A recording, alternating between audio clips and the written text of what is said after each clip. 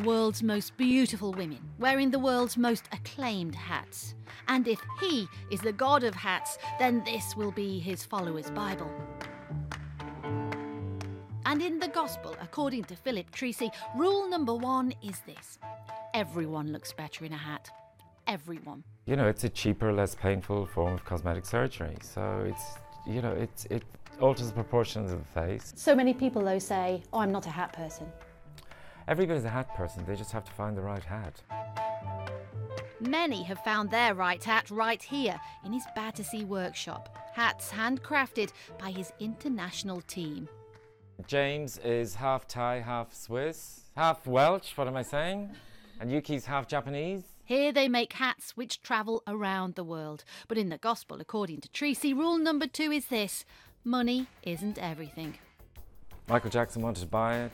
Did he really? Yeah, he offered me £25,000 for it 20 years ago. He saw it in a window in New York and wanted to buy it. And it seemed like a phenomenal amount of money at the time. But, you know, some things aren't about money.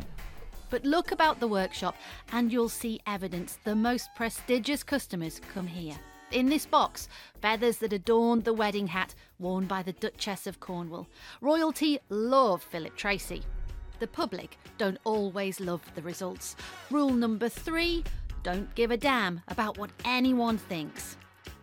Thousands and thousands of people hated Princess Beatrice's hat. No, it's an iconic hat in history. It's one of my favourite hats. It's changed perception of hats all over the world.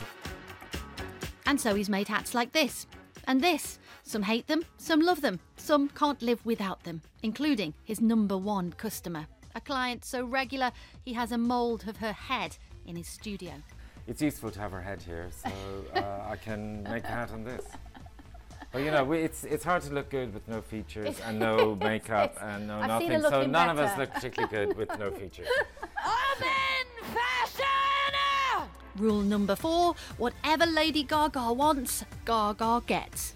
We would be disappointed if Lady Gaga was walking around in a tracksuit. Of course we would.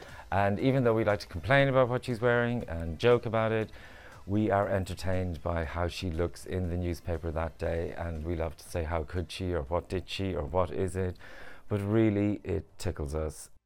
He grew up a world away in rural Ireland, opposite a church. He'd peer in at all the weddings, all the hats. And experience taught him this, rule number 5, if you want to meet a man, wear a hat.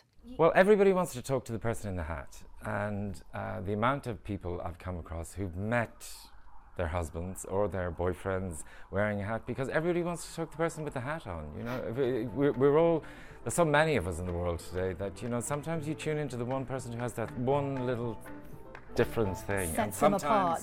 Sometimes it can be a hat. So remember, there isn't a person alive who can't be improved by a hat. Not a person, not even a bull. Jamie Cubbin, BBC News.